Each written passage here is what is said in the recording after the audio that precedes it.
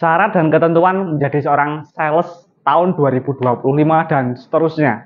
Bagi teman-teman semuanya, welcome back to my channel. Kembali di channel YouTube Sales Magic, rajanya jualan.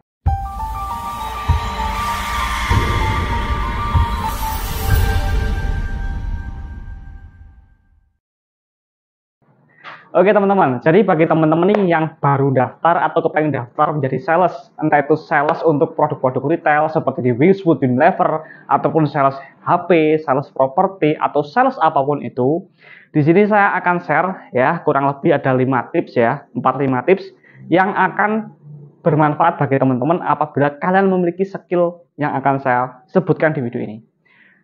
Jadi untuk melakukan sesuatu, kita harus mempunyai prepare.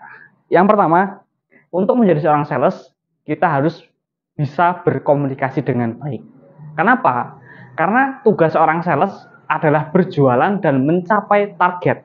Nah, dalam proses berjualan itu ada komunikasi antara kita dengan calon pembeli.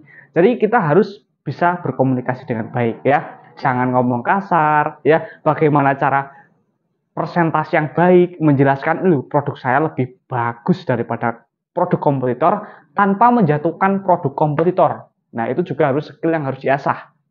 Terus bagaimana kita itu bisa membangun komunikasi dua arah. Jangan sampai kita itu ngomong sendiri. Ya, itu juga harus dilatih. Tapi disclaimer dulu untuk video ini, kita jangan menunggu sempurna untuk memulai, tapi mulailah lalu menuju kesempurnaan tersebut. Ya, jadi kalau mau sales jangan nunggu kita itu bisa berkomunikasi dengan baik.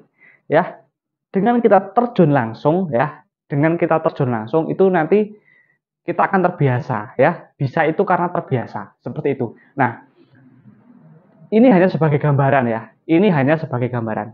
Yang pertama tadi adalah memiliki komunikasi yang baik ya. Karena kita juga dituntut untuk tahu ya mengenai produk apa yang akan kita jual, value-nya apa saja, harganya berapa saja ya. Apalagi kalau kalian itu masuk di sales produk retail seperti Wingswood sama Unilever yang itemnya itu banyak banget teman-teman ya.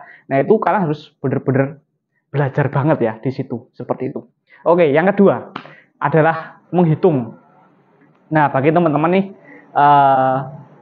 dalam dunia jual beli itu pasti ada transaksi ya, transaksi pembayaran dan kita dituntut harus bisa menghitung ya, menghitung dengan tepat ya. Ingat dengan tepat ya, bukan dengan cepat, karena cepat belum tepat.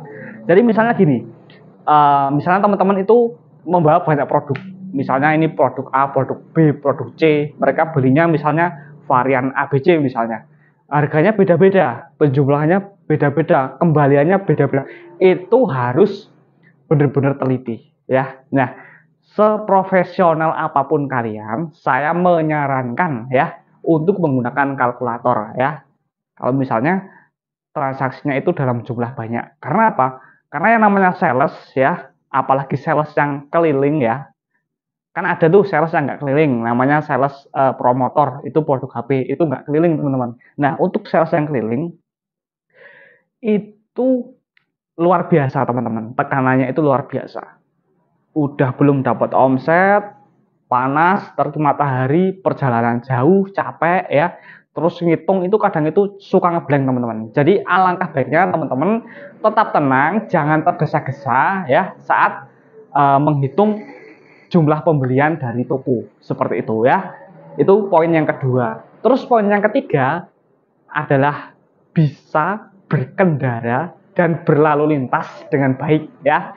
Oke lah, semua orang bisa mengendarai motor, mobil, mungkin bisa lah ya. Tapi tidak semua orang itu bisa berlalu lintas dengan baik. Contohnya apa? Contohnya adalah seperti mematuhi rambu-rambu lalu lintas, terus melengkapi SIM, pajaknya ya. Nah, itu juga seorang sales dituntut harus bisa berlalu lintas dengan baik, pakai helm ya dan pakai alat safety lainnya. Karena apa? Karena medan yang dilalui seorang sales itu kadang itu macam-macam ya. Kalau khususnya nih kalau sales-sales yang mengcover pelosok-pelosok desa teman-teman, ada yang medannya gunung, licin, ya kadang banjir, kadang jalannya itu berbatu. Nah itu kan skill mengendarai motornya itu juga harus diasah seperti itu ya teman-teman. Dan saat kita mengcover area-area jalan raya, kita juga harus tahu nih cara berlalu lintas, pahami rambu-rambu lalu lintas wah ini tanda overbodem, wah ini jalan satu arah dan lain sebagainya. Itu juga sales wajib paham ya. Oke, terus berikutnya adalah yang keempat, sales itu harus bisa memendam atau mengendapkan perasaan ya, mengendapkan perasaan ya bahasanya ya. Contohnya seperti apa? Yang pertama, seorang sales itu harus tetap tersenyum walaupun dagangannya ditolak. Belum dulu mas, ini produknya jenengan masih baru, belum ada yang tanya. Belum dulu mas, produknya jenengan nggak laku mas, produknya mas itu nggak enak rasanya. Nah, kalau misalnya sales yang baru, biasanya itu akan terkena mental ya teman-teman, dengan pernyataan atau statement dari pemilik toko. Nah, disitulah letak tantangannya ya, disitulah letak tantangannya.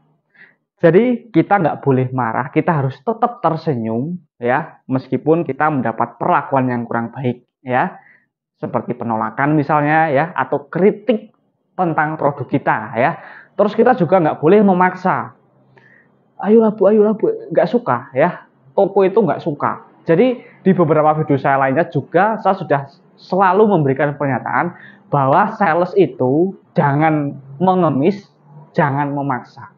Kita itu istilahnya itu datang untuk bermitra, memberikan keuntungan ya. Seperti itu teman-teman ya. Jadi jangan tolonglah bu, tolonglah pak, ini satu dua bungkus dulu, tolong, nggak usah sampai segitunya ya. Terus kita juga jangan terlalu memaksa ya, seperti itu. Jadi kita dituntut untuk memiliki mental dan psikologi yang stabil ya, bukan kuat. Saya lebih suka menyebutnya stabil ya. Jadi kunjungan pertama datang ya, kunjungan pertama datang ditolak, sampai 10 kunjungan ditolak misalnya. Kalau orang yang mentalnya kuat pun itu akan ngedrop teman-teman. Kok susah banget ya. Tapi kalau orang yang mentalnya stabil, psikisnya stabil, oh ya udah, mungkin di kunjungan ke-11 nanti akan ada transaksi. Di kunjungan 11 akan ada NOO ya. Jadi seperti itu. Dan itu pun susah teman-teman. Itu harus dilatih ya. Karena memang semua hal itu harus dilatih. Ya, mungkin itu ya beberapa tips yang bisa saya sampaikan di video kali ini ya. Karena dulu saya itu menjadi seorang sales itu juga dari nol ya teman-teman, saya nggak tahu apa-apa. Jadi sampai di titik ini saya berbagi ya tips ya dari apa yang sudah saya alami ya. Terus yang terakhir ya, teman-teman juga harus bisa memiliki skill komputer dan setir mobil, dan itu akan menjadi nilai plus ya untuk teman-teman yang saat ini bekerja menjadi seorang sales. Karena ada jenjang karir dalam dunia sales ya. Nggak mungkin seorang marketing, seorang sales itu selamanya menjadi sales dan marketing ya. Akan ada jenjang karirnya. Bisa mungkin jadi leader, bisa mungkin jadi kepala marketing. Nah, nanti teman-teman kalau misalnya teman-teman bisa menguasai komputer, bisa membuat laporan Excel, bisa membuat Word dan lain-lainnya, itu skill itu pasti akan bermanfaat ya. Mungkin seperti itu video yang bisa saya share di video kali ini. Bantu share video ini ke teman-teman kalian yang baru daftar jadi sales atau kepengen jadi sales. Ini loh gambarannya, ini loh skill yang sangat membantu kita saat menjadi seorang sales itu seperti ini skillnya ya.